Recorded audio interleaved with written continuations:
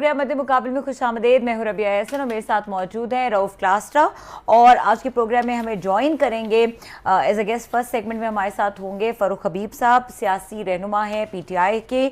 और जिन टॉपिक्स पे हम बात करेंगे उसमें सबसे पहले शहर कायद कराची 2 दिन की बारिश ना सह सका, मईशत में रीढ़ की हड्डी समझे जाने वाला मिनी पाकिस्तान पानी में डूब गया, कराची की आवाम सियासी जमातों के रहमो करम पर, सिंध हुकूमत दिहाइयों से कराची का मसला हल ना कर सकी, हर हुकूमत का हिस्सा रहने वाली एमक्यूएम भी कराची की तबाही की पूरी जिम्मेदार, कराची में सबसे ज्यादा सीटें जीतने वाली पीटीआई फंड देने की बजाय लॉलीपॉप देती रही, सियासत के इस खेल में अवाम किसको पूछे कहां जाए।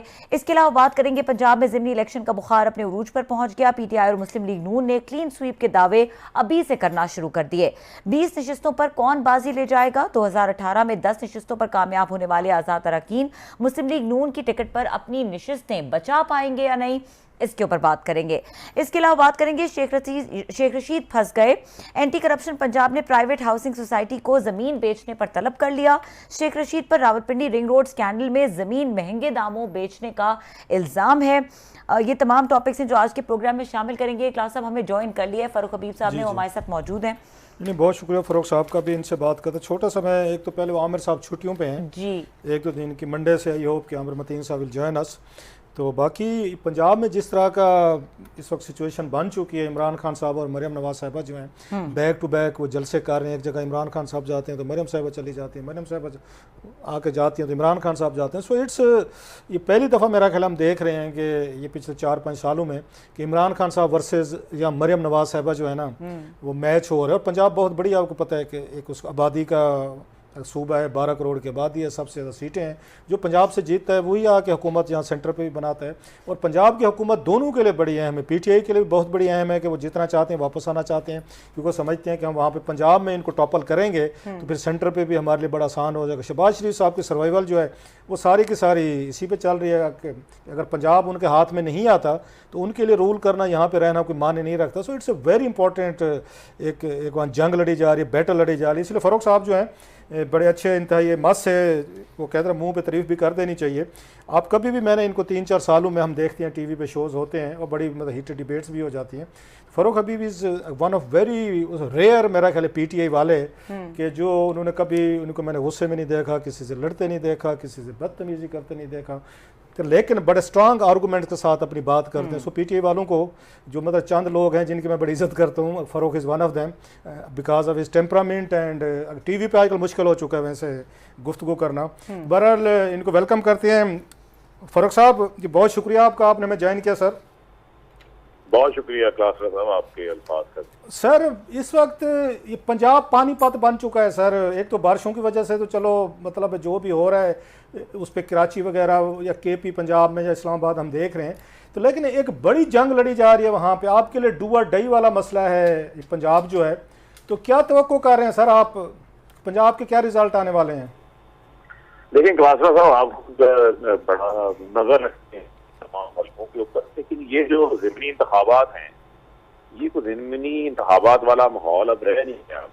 बेसिकली तो यहाँ पर जनरल इलेक्शन से ज़्यादा चार्ज जो है माहौल बन गया। आपने खुद अपने इंट्रो में बताया कि इमरान खान साहब भी खुद कैंपेन चला रहे हैं, दूसरी जानब से भी जो है वो कैंपेन चल रही है और हर जगह के ऊपर जो है वो जलसे जुलूसों का एक माहौल है और ख़ास तौर के ऊपर एक मोमेंटम बना हुआ है जो कि जब से रजीम चेंज हुआ उसके बाद से आप देखेंगे जलसे जुलूसों का पीटीआई का, और उसको फिर खान साहब ने कैरी ऑन किया। और आपके इल्म में है कि ये एक पीटीआई की बहुत बड़ी स्ट्रेंथ है आवाम को मोबिलाइज करने के हवाले से। लेकिन मैं को 2008 से ऑन ग्राउंड चीज़ों को जो है वो देख रहा हूँ, लेकिन जितना क्राउड चार्ज है उन इलाकों में, जिस तरह आपके इल्म में है कि आज झंग में 18 हज़ारी एक बड़ी पसमानदा तहसील है। आपका अपना इलाका लिया, आपने देखा कि वहाँ पर अनप्रेसिडेंटेड जो है वो क्राउड्स बाहर निकले हैं। इसी तरह आपने देखा कि मुजफ्फरगढ़ में, भक्कड़ के अंदर, बंडोदरा के अंदर और बड़ी तादाद में आवाम बाहर निकल रही है। और चीचावतनी में बारिश में लोग वहाँ पे मौजूद थे, तो लोगों ने अपने आप को एक कॉज के साथ मुस्लिम कर दिया, लोग एक मकसद के लिए बाहर आ रहे हैं। तो ये एक मोर ऑफ जो है ऐसा एक बन गया है कि इन इंतखाबात शायद आपने दोस्त कहा कि का अगला मुस्तकबिल का जो है वो तयन करेंगे और लोग इमरान खान के साथ डिसाइसिवली वोट देने के लिए बाहर निकलेंगे। उसके साथ दूसरी जानिब चैलेंजेस भी हैं।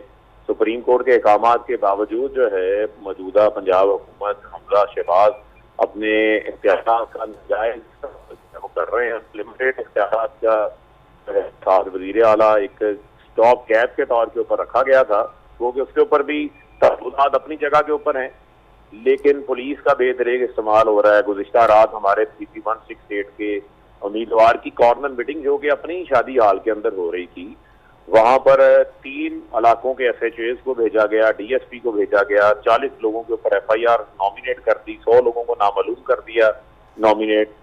तो इस किस्म की पहले भी लोगों को निशाना बनाया जा रहा है, सरकारी मशीनरी का इस्तेमाल किया जा रहा है, लेकिन हमारा फोकस है कि हमने अपने वोटर को इलेक्शन डे वाले दिन बाहर निकालना है। अच्छा फरूक, और धांधली को रोकना है। आपने बड़ा अच्छे तरीके से इसका बैकग्राउंड बताया। 20 सीटों पे इलेक्शंस हो रहे हैं, आपको कितनी सीटें आपको मिलनी चाहिए, जीतनी चाहिए? आप कहेंगे बड़े फेयर और ट्रांसपेरेंट इलेक्शन हुए, रिगिंग नहीं हुई, कितनी सीटें होनी चाहिए? बुनियादी तौर के ऊपर तो जिस किस्म का माहौल है, जिस किस्म की इस हुकूमत ने तबाही मचा दी है और जिस तरह की महंगाई है, पेट्रोल की डीजल की कीमतों में इजाफा, लोड शेडिंग है, अवाम उकताई हुई है। मैं खुद डोर टू डोर गया हूँ जी। मैं अपने इलेक्शन के अलावा किसी ज़िमनी इलेक्शन में कभी डोर टू डोर नहीं गया, लेकिन असल इनमें मैं डोर टू डोर जा रहा हूँ, बाकायदा डोर टू डोर। वहां पर लोग हमें एक इजहार कर रहे हैं नफरत का इस हुकूमत के खिलाफ।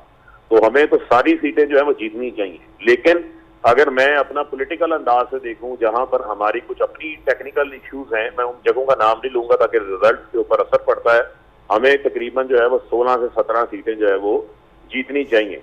और अगर अवाम बड़ी तादाद में निकल आते हैं, जितना ज्यादा टर्नओवर होगा उतना ही धांधली का जो असर होगा वो कम हो जाएगा। इसी वजह से हम लोगों से अपील कर रहे हैं कि बड़ी तादाद के अंदर बाहर निकलो। लोग ओवरसीज पाकिस्तान आ चुके हैं। अभी मुझे फैसलाबाद से बहुत सारी फैक्ट्रियों वालों ने अपनी लिस्टें भेजी हैं लोगों की, जिनको वो खुद लिया ढककर, आपके तो इलम में झांकी लेबर जो है वो यहाँ पे टेक्सटाइल इंडस्ट्री से मुंसलिक है, तो वो लोग खुद कॉज के साथ मुंसलिक हैं। तबाह कर दी टेक्सटाइल इंडस्ट्री। वो उनको बसेस भी दे रहे हैं, उनको छुट्टी भी दे रहे हैं, पेड लीव दे रहे हैं कि जाएं वोट डाल कर आए आप जाकर, ताकि खान साहब की हुकूमत वापस आ सके। तो ये एक बड़ा वाज़ेह फर्क है। अच्छा फरूक, आपने कहा कि 16 से 17 सीटें अगर मिली तो फिर फेयर इलेक्शन होगा, अगर इससे कम हुई 10-12 तक हुई तो आप समझेंगे धांधली होगी, और अभी भी धांधली की बातें हो रही हैं।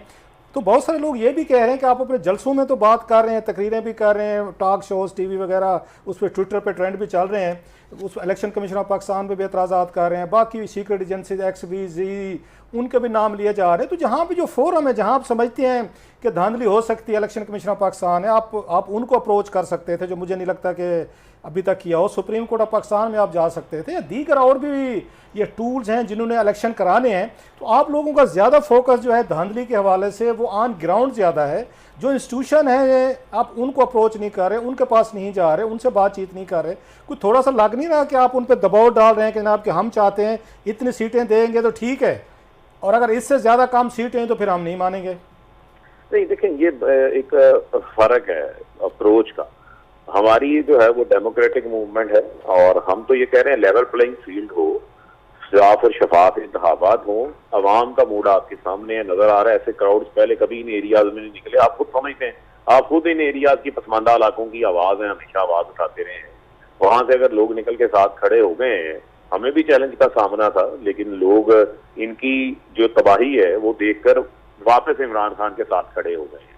अब मामला क्या है? मामला ये है कि आज भी इलेक्शन कमीशन में उमर अयूब साहब, हमारी पार्टी के एडिशनल जनरल सेक्रेटरी हैं वो, और रियाज सत्याना साहब हमारे इलेक्शन सेल के चेयरमैन हैं, वो इलेक्शन कमीशन में गए, वहां जाकर बाकायदा दरखास्त दी है। जो धांधली की शिकायत है, बेज़ाब्तियां हैं, यहाँ पर आपके इल्म में ये जो एक 100 यूनिट वाला फ्रॉड इलेक्शन से पहले किया गया ना, आप दे सकते हैं। एक तरफ कहते हैं IMF बिजली का नाचने जा रही है, नाक की लकीरें निकाल दी हैं, दूसरी जानिब इस किस्म की अनाउंसमेंट्स जो कि काबिल अमल ही नहीं है, वो इलेक्शन पे असरअंदाज होने की कोशिश की। मैं तो समझता था इलेक्शन कमीशन को उसके ऊपर इनको सजा देनी चाहिए थी, लेकिन उन्होंने वार्निंग दे के ही छोड़ दिया। और अभी जो है वो तेल की कीमतें कम हो रही हैं, वो भी इलेक्शन से पहले एक गिमिक की जा रही है, जबकि पेट्रोल की कीमतें तो अब इमरान खान के आलमी सतह के ऊपर भी दौर से कम हो गई हैं। ये तो वापस 140 150 के अच्छा ऊपर आनी फरूख, चाहिए। एक और बात की जाती है, जब आप लोग खुद हुकूमत में थे, पावरफुल थे, इंस्टीट्यूशन भी आपके साथ थे, सेम पेज था, पंजाब में भी आपकी हुकूमत, इमरान खान साहब यहाँ पे, इलेक्शन कमीशन भी आपके साथ, एस्टेब्लिशमेंट एजेंसी सब कुछ आपके साथ है। तो जो ज़मीनी इलेक्शंस हुए थे उसमें तो मेरा ख्याल है माँ सिवा एक सीट के बाकी सारी जितनी भी थी सीटें थी वो आप लोग हारे थे। तो अब आप कैसे तवक्को कर रहे हैं कि मतलब कौन सी ऐसी नई चीज़ हुई आप समझते हैं कि इस कोई 3 महीनों में जिसकी वजह से आप 17-18 सीटों की आप जीतने को उम्मीद रखे बैठे हैं? आप तो अपने दौर में खुद ये ज़मीनी इलेक्शन हारते रहे हैं। नहीं देखें, बुनियादी तौर के ऊपर उस वक्त देखें फर्क है ना, हम हुकूमत में थे और हुकूमत में होने के बावजूद जो है उस तरीके से ज़मीनी इंतखाबात जिस तरीके से ये लड़ते हैं। नहीं, आप खुद सियासी आदमी है, मोस्टली तौर में देहाती आदमी, जैसे आपने कहा कि ये जो लोग होते हैं वो तो आपकी जो हुकूमत होती है उसको वोट डालते होते हैं। ज़मीनी इलेक्शन में मोस्टली यही ट्रेंड रहता है। इसलिए थोड़ा सा हैरान कुन था कि आपके दौर में जब आपकी हुकूमत भी थी पंजाब में और सेंटर में, तो लोग तो उसके साथ खड़े होते जिनकी हुकूमतें बनी है, अपोजिशन को वोट नहीं डालते कि हमें क्या फ़ायदा होना है, ये अगर जीत भी गई अपोजिशन तो हुकूमत तो नहीं आनी इसकी, तो वो तो हुकूमत को वोट डालते होते हैं। देखिए, अगर तो कोई शादी 1-2 सीटों के ऊपर चुनाव हो रहा हो और नॉर्मल हालात के अंदर हो रहा हो तो मैं आपका तजज़िया जो है वो उसको वेटेज देना चाहिए। लेकिन हालात फर्क, यहाँ पर जो है 20 इंतखाबात हो रहे हैं, किन से हो रहे हैं, लोटों की वजह से हो रहे हैं। जिन लोटों की वजह से रजीम चेंज होने के अंदर मदद मिली, लोगों के अंदर गम और गुस्सा है। उसके अलावा 3 माह में इस हुकूमत ने मुल्क को वहां पहुंचा दिया जहां जो है वो आगे तबाही ही तबाही नजर आ रही। 20 हलकों में जो इंतखाबात हैं, पहले लोगों की ज़मीनी इंतखाबात में दिलचस्पी नहीं होती, तो ये general election kind of momentum बना हुआ है। तो हालात जो हैं वो फर्क हैं। ये अपने वही पुराने टैक्टिक्स यूज कर रहे हैं और बड़ी शिद्दत से कर रहे हैं। आप देखें कि कभी आपने देखा होगा बाई इलेक्शन होते थे, ये कंफर्टेबली पीछे बैठ के पर्दे के धांधली मैनेज कर लेते थे। अब वो भी मैनेज नहीं हो रही। आप देखें, याद सादिक को इस्तीफा देना पड़ गया, सलमान रफीक को देना पड़ गया, फैज क़ज़ाई का इस्तीफा आ गया। इसके अलावा इनके और मलक अहमद खान जो बड़े इंपॉर्टेंट है इनके लिए, जिन्होंने बहुत सारे मामला इनके तय करवाए हैं, उनका इस्तीफा आ गया और वो मैदान में उतर आए हैं अब खुलेआम धांधली करने के लिए और हलकों में बैठने के लिए। तो आप अंदाजा कर सकते हैं कि किस किस्म का इनकी कांपे टांग रही हैं, किस किस्म का इनको खौफ का सामना है, किस किस्म की जो अवामी रद्द-ए-अमल जो है वो सामने आ रहा है। तो हालात जो है वो मुख्तलिफ है। अच्छा फारूक साहब, जिस तरह आप अभी कह रहे हैं और अप्रीहेंशन आप लोगों की पहले ही सामने आ रही हैं, जिस तरह खान साहब भी ये बात बार बार कह रहे हैं कि जो इलेक्शन कमीशन है वो बायस्ड है, मुलाकातें हो रही हैं और इस तरह की चीज़ें आप कह रहे हैं कि already they are in the field कि वो इलेक्शन को किसी तरह से अपने फेवर में कर लें, तो अगर नहीं होते रिक्वायर्ड रिजल्ट्स तो फिर क्या स्ट्रैटेजी होगी और क्या होगा? क्योंकि फ़ज़ा तो आपके हक में नहीं है, रियलिस्टिकली टॉकिंग। नहीं देखें, फिर मैं आपको ये कहूँगा, हमारा काम है अपनी स्ट्रगल करना, अपनी जदोजहद करना, जो मुमकिन उसके अंदर तरीक़ाकार है इसको रोकने के हवाले से वो तमाम हम जो है इस्तेमाल करेंगे और कोशिश करेंगे कि इस धांधली का जो है वो रास्ता रोका जा सके। उससे प्री पोल रेगिंग भी हो रही है। अभी इलेक्शन डे में ये क्या करेंगे वो एक अलग सूरत है, उससे कबल एक रात पहले क्या करेंगे वो एक अलग सूरत है।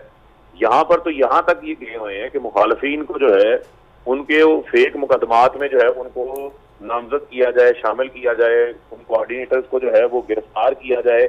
हमने उसकी काउंटर हिकमत अमली बनाई हुई है। उन तमाम चीज़ों को जो है वो हम जायजा ले रहे हैं कि इसको किस तरीके से हमने हैंडल करना।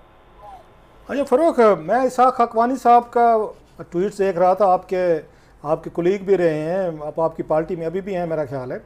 तो उन्होंने कहा जनाब कि ये खान साहब से किसी ने पूछा है कि वो जो इलेक्शन कैंपेन चला रहे हैं और वो सीटें जीत के अगर वज़ीर आला वो ले भी आते हैं तो वो परवेज़ इलाही साहब को वज़ीर आला बनवाने के लिए पूरे पंजाब में कैंपेन चला रहे हैं, और वही परवेज़ इलाही साहब जिनको पंजाब का सबसे बड़ा डाकू कहते थे, जिनको 20 साल डिसलॉज करने के लिए जनरल मुशर्रफ से लड़ाई उनकी नीति की वजह से हुई थी चौधरी से, तो वो चौधरी को वज़ीर आला बनाने के लिए इमरान खान सारी कैंपेन चला रहे हैं। या कोई नया वज़ीर आला आपके जहन में हो तो इस तरह की चीज़ है, या बुज़दार साहब दोबारा आएंगे या इन्हीं को परवेज़ इलाही साहब को रखेंगे सामने? नहीं देखें, वो तो एक ये मैंने आपको पहले अपनी बात में बता दिया कि हालात जो हैं वो मुख्तलिफ हैं। ये 20 सीट हुए हैं, उनको चूंकि पहले हमारे इत्तेहादी हैं, उनको हम पहले अनाउंस कर चुके हैं, उन्होंने कमिटमेंट शो की है, साथ खड़े रहे हैं। और उसके बाद जो है अब अगर नताइज आते हैं तो परवेज़ इलाही ही जो है वो हमारे वज़ीर आला के तौर के ऊपर जो है वो सामने आएंगे। लेकिन ये अल्टीमेटली लीडिंग टुवर्ड्स जो है ये आम इंतखाबात की तरफ बात जाएगी उसके बाद। अच्छा, ये फर्क थोड़ा अजीब सा नहीं लगता as a student of politics, as a journalist, कि जिसको 20 साल पंजाब का सबसे बड़ा डाकू कहते रहे, अब उसी को पंजाब का वजीर आला बनाने के लिए सारी कंपेन हो रही है। Bit strange. नहीं, ये उनको वजीर आला बनाने की नहीं, वो एक आपका ये हमेशा एक रेगुलर सवाल भी है और हमारे ऊपर एक तनकीद भी है आपकी। और जाहिर बात, आज मीडिया का दौर है, जो आप बात करते हैं तो बात आपके ही सामने भी आती है, लेकिन मामला उससे आगे गुजर चुका हुआ है। हमने तो उनको 4 साल जो है वो स्पीकर भी रखा है, अपने हाथ भी चल रहे हैं, और आपके इलम में है कि लेकिन दरमियान में फरोग आपको याद होगा, नहीं दरमियान में उन्हीं चौधरी साहब ने बड़ा खौफनाक इंटरव्यू भी दिया था इमरान खान साहब के खिलाफ, नेपीज वाला, तब्दील करने वाला, बला बला, और फिर उन्होंने कहा था जनाब के उसके जरदारी साहब और शहबाज शरीफ साहब मिठाइयाँ भी खा ली थी, उनकी मुबारकबादें भी हो गई थी। तो चौधरी साहबान तो ये काम करते रहे माजी में, इधर की उधर, उधर की उधर, जहाँ मौका मिलता है वो फिसल जाते हैं। लेकिन आप देखें ना, बातें तो सारी हो गई, लेकिन उसके बावजूद जो है अगर उन्होंने कमिटमेंट शो की है तो हमें उस कमिटमेंट को जो है वो वजन देना चाहिए। और बहुत सारी ऐसी मामलात होते हैं जिन मामलात को आपको बाज़ औक़ात जो है वो नजरअंदाज करना पड़ता है सियासत के अंदर बड़ी बड़ी कॉज के लिए। जी जी, ये लास्टली फरोख, मुझे पता है कि आप इस वक्त ये कैंपेन पे हैं और आपने अपनी पार्टी के लिए कैंपेन भी करने, लास्टली आप भी हल्के की सियासत करते हैं, मैं भी थोड़ा सा, जैसे लइये की बात किया आपने, वहाँ पे होता है कि जब बड़ा पॉलिटिकल लीडर जाते हैं, जैसे इमरान खान साहब गए हैं या मरियम साहबा जाती हैं, दीगर जाते हैं, तो जो उम्मीदवार होते हैं उनकी कोशिश होती है पूरे उसे ज़िले से लोगों को इकट्ठा करते हैं। कंस्टिट्यूंसी में तो आपका इलेक्शन तो एक हल्के में हो रहा होता है, लोग आपको बड़ी तादाद में होते हैं, लेकिन वोट जो डालना होता है वो तो कंस्टिट्यूंसी ने डालना, जिसमें 1 लाख 1.5 लाख वोट होंगे। तो सम टाइम जो वोटर है, जो उसका कंस्टिट्यूंसी का है, उसकी अपनी डिवाइडेड उसकी लॉयल्टीज़ होती हैं कि थाना कचहरी किसने करनी है, यहाँ पे आप उसकी मौत पे गए हैं, उस पर फातिहा की है, शादी पे गए हैं, आपने ट्रांसफ़र, पोस्टिंग या बिरादरीज़म पे चीज़ें चलती हैं, हमने चीज़ें देखी हैं। आपको लगता है आपके लिए मरियम नवाज साहब, मैं दोनों की बात करूँ, सेटबैक हो सकता है कि चलें आपके जलसे तो बड़े हो गए कि पूरे इलाके से लोग आ जाते हैं जो उस हल्के के होते पे नहीं होते, वोटर पे नहीं होते, तो ये मुमकिन है कि 17 वाले दिन के आपके लिए अपसेट हो जाए या मरियम नवाज साहबा के लिए बहुत बड़ा अपसेट हो जाए कि जो लोग हैं जिन्होंने वोट डालना है उनकी तो प्रायोरिटीज थोड़ी डिफरेंट होती हैं। नहीं देखें, अगर यही सवाल और यही प्रोग्राम हम जो है वो जनवरी फरवरी 2022 में कर रहे होते हैं तो मैं आपकी इन तमाम बातों को वजन देता, और ये सियासी तौर के ऊपर मैं देहाती हलकों की बात कर रहा हूँ, देहात में अक्सर होता है ये एफिलिएशन। मैं आपको देहाती हलकों का ही बता रहा हूँ जी, कि मैंने देहातों के अंदर ऐसा माहौल नहीं देखा। मैं अभी जिस हलके के अंदर मौजूद हूँ इस टाइम मैं PP 97 झुमरा के इस हलके में मौजूद हूँ। यहाँ पर हमारे उम्मीदवार अली शाही साहब हैं, उनके बुजुर्ग जो हैं वो जो स्पीकर शाही साहब जो हैं, अफजल शाही, वो स्पीकर पंजाब असेंबली रह चुके हैं जी जी, वो मुझे ये बात कहने पे मजबूर हो गया। मैं गाँव गया हूँ, उन्होंने कहा कि हर जगह PTI का वोट बोल रहा है, यानी वो धड़े जो हमारे साथ कभी भी नहीं आए थे वो PTI की वजह से आ गए, इमरान खान के वोट की वजह से। तो हालात ऑन ग्राउंड मुख्तलिफ हो चुके हैं। तो इसी वजह से मैंने आपको कहा कि जो बातें आपने की वो पॉलिटिकली एक हकीकत है, लेकिन अभी एक मूवमेंट है। जब एक मूवमेंट हो, एक हवा हो, तो बहुत सारी चीजें जो है वो तब्दील हो जाती हैं। बहुत शुक्रिया फरोख, बहुत शुक्रिया, thank you very much and good luck to you sir. बहुत शुक्रिया आपका जी, बहुत शुक्रिया। फारूक साहब हमारे साथ मौजूद थे और उनके मुताबिक हवा जो है और वो बदल चुकी है और एक मूवमेंट है जिसकी वजह से वो बड़े होपफुल हैं कि इस दफ़ा सिचुएशन उनके हक में होगी। अब क्लास साहब बताएंगे इस पे कि ये कितनी यूज़फुल हो सकती है ये थॉट, क्योंकि अगर जलसों के साइज़ ने डिसाइड करना है तो जलसे दोनों तरफ से बड़े हो रहे हैं। इनफैक्ट जो मरियम ने जलसा किया वो भी कोई छोटा जलसा नहीं है। अब किस तरफ है अवाम एक्चुअली, ये तो 17 जुलाई फैसला करेगी। ब्रेक का वक्त हो रहा है, ब्रेक के बाद क्लास साहब से यही डिस्कशन कंटिन्यू करेंगे और इसके अलावा बात करेंगे कराची के हवाले से भी। हमारे साथ रहिए।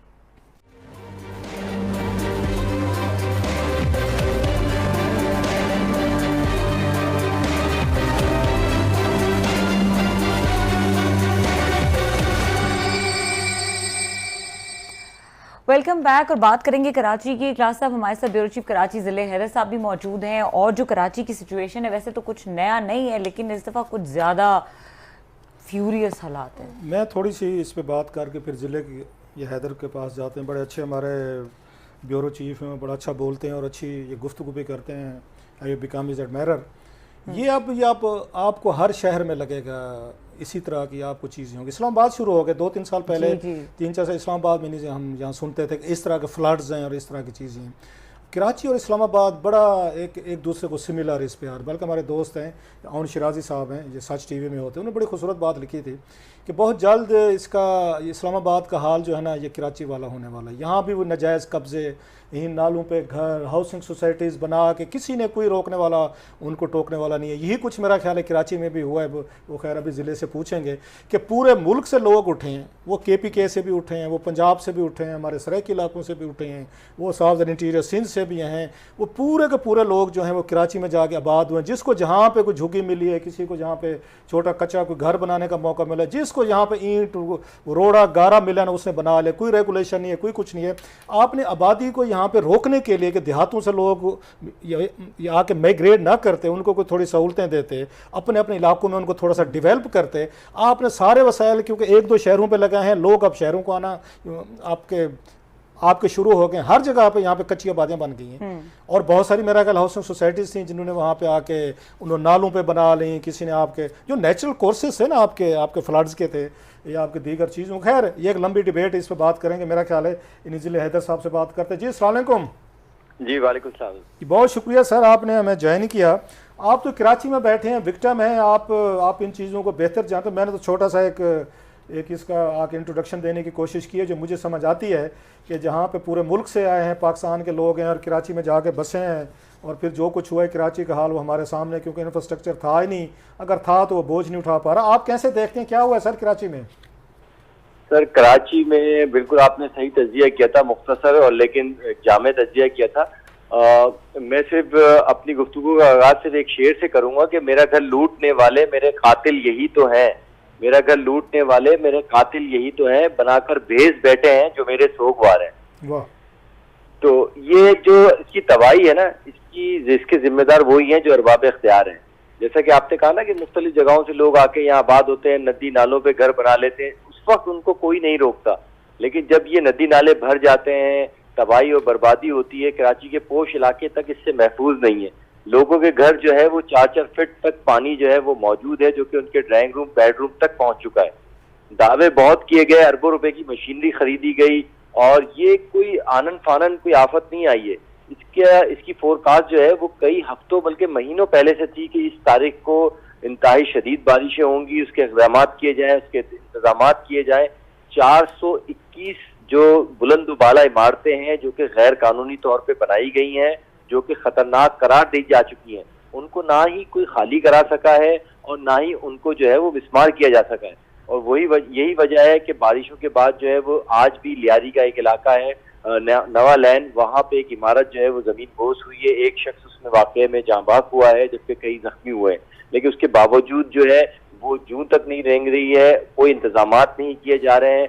अब भी वही सूरत हाल है। आज रात और या कल सुबह की पेशेंगोई की गई है कि शदीद बारिशें होंगी जो कि 3 दिन से या 4 दिन जारी रहेंगी, लेकिन उसके बावजूद कोई इंतजामात नजर नहीं आ रहे। ये तो आप बता रहे हैं जो सब मतलब वो एरियाज हैं जो गरीब एरियाज हैं जहाँ पे गरीब आते हैं वो उसके झुग्गियाँ बना लेते हैं या वहाँ पे उसके नाले वगैरह नुले पे। हमने तो DHA का सुना इस दफ़ा कि DHA में ये कुछ हुआ है वहाँ पे पहली दफ़ा, इससे पहले भी शायद होता होगा, आप कराची में जानते हैं कि DHA की बहुत बड़ी बुरी हालत है वहाँ पे। साफ ज़ाहिर है लोग अपना टैक्स देते हैं, मैं उनकी वीडियोस देख रहा था, मैसेज देख रहा, तो पॉश एरियाज जो हैं वो भी अफेक्ट हुए हैं इस दफ़ा। जी जी बिल्कुल। देखें, जब नदी नालों पे आप घर बना लेंगे तो जो पानी की निकास का इंतजाम है वो तो नदी नालों के जरिए जो समुद्र में जाता है, लेकिन जब वहाँ पे जगह ही नहीं होगी, पानी की निकास का इंतजाम ही नहीं होगा, तो वो पानी जो है वो रोड पे ट्रैवल करेगा और रोड पे होता हुआ वो पोश इलाका, क्योंकि वो समुद्र के किनारे वाक़ है, डिफेंस क्लिफ्टन जो है वो सबसे ज्यादा मुतासिर हुआ है। DHA फेज 2 जो है वो इंतहाई मुतासिर है, फेज 6 है, फेज 8 है।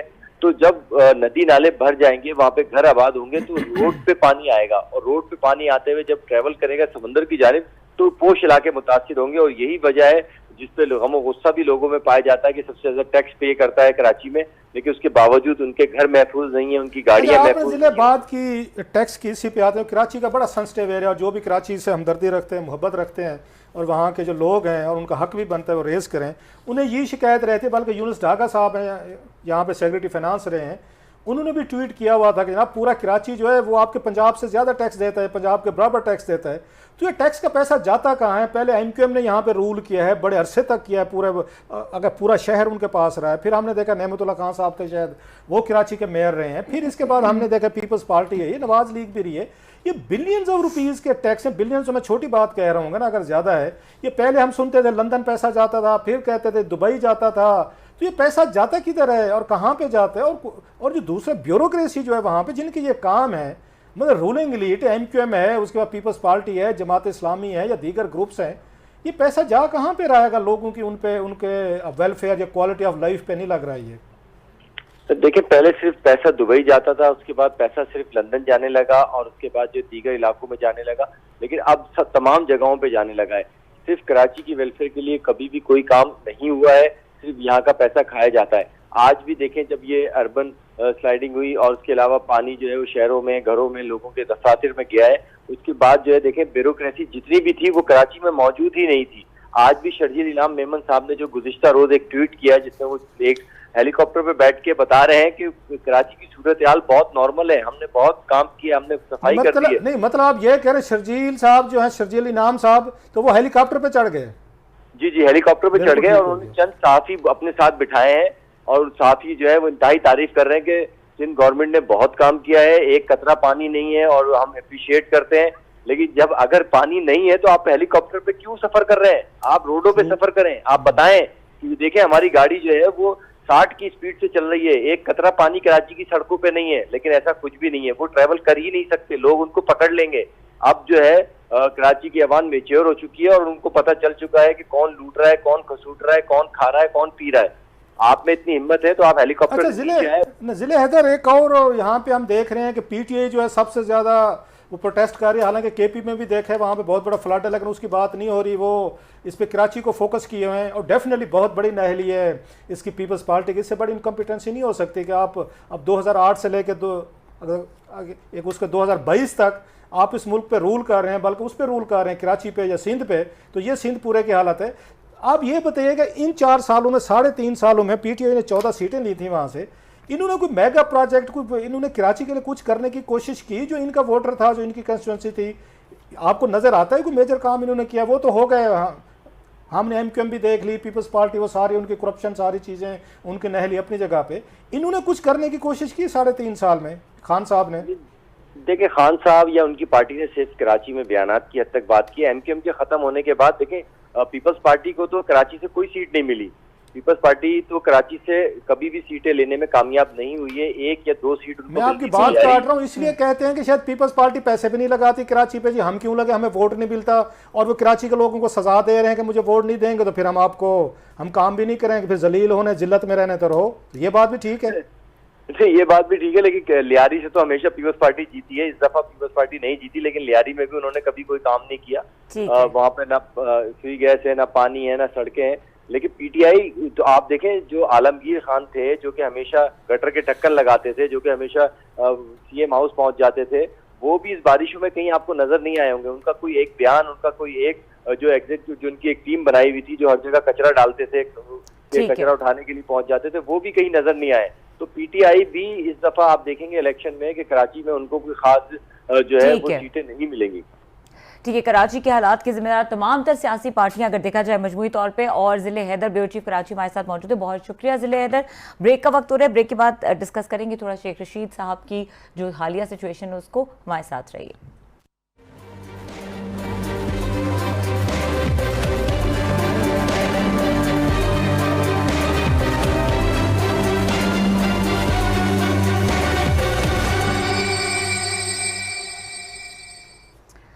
Welcome back. क्लास साहब, बात करेंगे शेख रशीद साहब की। शेख साहब को आज बड़ा इंटरेस्टिंगली आज उन्होंने ये एंटी करप्शन ने बुलाया हुआ है 15 जुलाई को कि आप तशरीफ़ लाएं। तो कुछ आप पे उन पे एतराज़ात हैं कि इन्होंने ज़मीन वगैरह बेची थी या रेजिडेंशिया को, एक हाउसिंग सोसाइटी को, तो उसकी शायद फ़ीस वगैरह थी, वो आपने बचाई है। अब शेख साहब के लिए ये बड़ी मामूली सी आम सी बातें हैं।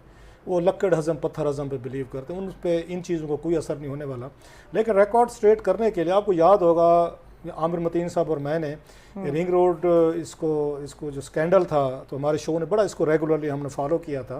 तो उस वक्त भी आमिर साहब स्टोरी लाए थे और हमने खबर शेयर की थी कि शेख साहब जो है ना, इन्होंने ज़मीन बेची है उसी रिंग रोड के साथ ही, और बड़ा इन्होंने लंबा हाथ इन्होंने मारा है, बड़ा इन्होंने उसमें इनको पैसा मिला है। और जिस रेजिडेंशियल को इन्होंने फ़रोख्त की थी, बाद में उन्होंने अपनी एयरलाइन जो है ना वो भी लॉन्च की। अच्छी चीज़ है, हम इसके खिलाफ नहीं है कि कारोबार होने चाहिए और भी एयरलाइंस आनी चाहिए, लेकिन ये बड़ा एक उसमें इंटरेस्टिंग सा टच था कि जिसको ज़मीन शेख साहब ने बेची, इंटीरियर मिनिस्टर थे उस वक्त, तो उसी को कुछ अरसे बाद एनओसी ही उनको दिया गया। सो थोड़ा सा बाज़ दफ़ा उस पर क्वेश्चन रेज होते हैं। ज़रा सुन लें, हमने उस वक्त ये जो थे मलिक साहब थे, मलिक तहसीन साहब थे, तो उनसे जब हमने सवाल जवाब किए थे कि शेख साहब ने आपको किस रेट पे ये ज़मीन बेची। अब शेख साहब जो हैं ये मार्केट रेट पे तो बेचने वाले हैं नहीं, वो तो सारे उनको जानते हैं। ज़रा सुनिए कि हमने ये आपको ये प्रोग्राम हमने उस वक्त भी किया था, शेख साहब की बातें उस वक्त भी लाए थे कि जनाब क्या होगा। ज़रा वो क्लिप सुन लें, हमारी क्या गुफ्तगू हुई थी उनसे और किस रेट पे इनकी खरीदो फरोख्त हुई थी, तो फिर वापस में बात करते हैं।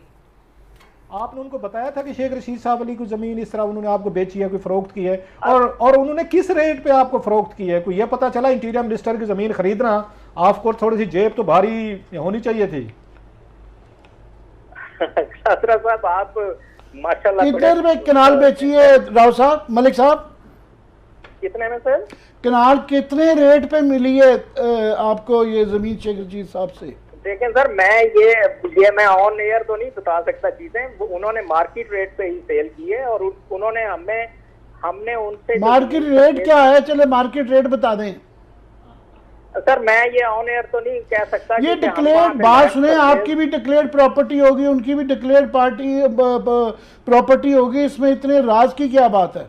अच्छा सर, आप मेरी गुजारिश सुन लें, हम तो अभी सिर्फ प्लानिंग फेज में हैं, और जिस लैंड की आप बात कर रहे हैं स्पेसिफिक, जो शेख रशीद साहब की आप लैंड की बात कर रहे हैं, वो सिर्फ 150 कनाल जमीन हमारे पास है और अभी तक हमने अटक में उसका एनओसी ही अप्लाई नहीं किया। हमने वहां पे क्या फाइलें बेचनी है? साहब बता नहीं रहे थे वो अब छोड़े, अब अगेन आपने बड़ी अच्छी बात की, devil is in the details. अब यही वो केस है जिस पे उनको बुलाया गया है। अब करेगी क्या एंटी करप्शन जो है?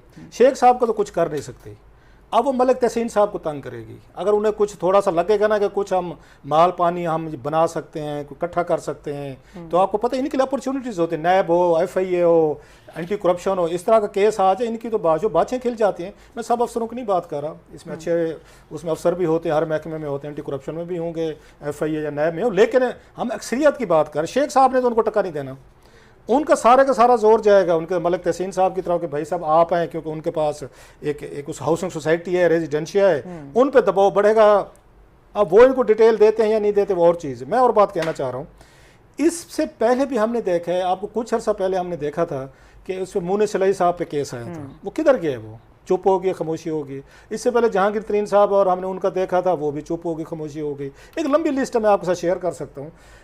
एक हमने फराग गोगी साहबा का भी देखा, एहसन जमील गुजर साहब भी थे, कोई मनी काज, कोई उस्मान बुजदार साहब, उनके पीछे भी लगे हुए थे। ये वक्ती तौर पर यहाँ पे ट्रिक्स होते हैं। अभी शेख साहब जाएंगे, ज़मानत करवा लेंगे कि आप टच ही नहीं कर सकते। आप इसमें देखो, मोस्ट ऑफ द टाइम्स इसमें मोस्ट ऑफ द चीज़ों में यहाँ पे ज़मानतें भी मिल जाती हैं इनको, आम आदमी को कभी नहीं मिलेगी। इनको ज़मानतें मिल जाती हैं, इनको राहदारी की भी मिल जाती है, पता नहीं भला भला क्या फैसिलिटीज़ हैं। सो ये वक्ती तौर पर शेख साहब को एक थोड़ा सा ख़राब करने के लिए हुकूमत ने किया होगा, अदरवाइज़ इनकी सीरियसनेस हमने कभी नहीं देखी। कोई केस आप मुझे बता दें, मैं उसका मुनिस वाला पूछना चाहता हूँ, क्या बना मुनिस वाले केस का, कोई आपने सुना? सो यहाँ पे पाकिस्तानी ये जो अवाम है हमारी, मैं तो हमेशा से बात उस पर कहते रहता हूँ, इनको किसी की करप्शन से कोई मसला नहीं है। मैं जो आपको सीरियस बता रहा हूँ, ना इनको इमरान खान साहब की पार्टी में वहाँ पे फराग गोगी साहब हो, गुजर साहब हूँ या मनीकाज हूँ, उनसे प्रॉब्लम है, ना इनको शरीफ खानदान की करप्शन से मसला है, ना इनको जरदारी साहब की उससे मसला है, ना शेख रशीद साहब से कोई प्रॉब्लम है। हाँ, बंदा मेरी मर्जी का होना चाहिए। अगर मेरी मर्जी का नहीं है तो फिर वो अगर करप्ट भी है, गलत भी है, वो ठीक आदमी नहीं है। सो शेख साहब जो हैं ये जनाब उसके धड़े के साथ जाएंगे, धड़ल्ले के साथ जाएंगे और विक्ट्री के निशानात बनाते हुए आएंगे। देखेंगे पिंडी के लोग जो हैं, पिंडी बॉयज़ को बादशाह उठाएंगे कंधों पे कि वाह शेख साहब आपकी करामात। सो बस ठीक है, हमारे लिए खबर है, स्टोरी है। अदरवाइज वही लास्टली तबस्सुम भट्ट साहब वाली बात कि होना कुछ भी नहीं। शेख साहब भी आराम से जमानत करा के आ जाएंगे। डायलेमा ये है कि इस तरह की चीज़ें मंतकी अंजाम तक नहीं पहुंचती हैं, सिर्फ हरबों के तौर पर इस्तेमाल होती हैं। प्रोग्राम देखने के लिए शुक्रिया, इजाज़त दीजिए, अल्लाह हाफ़िज़।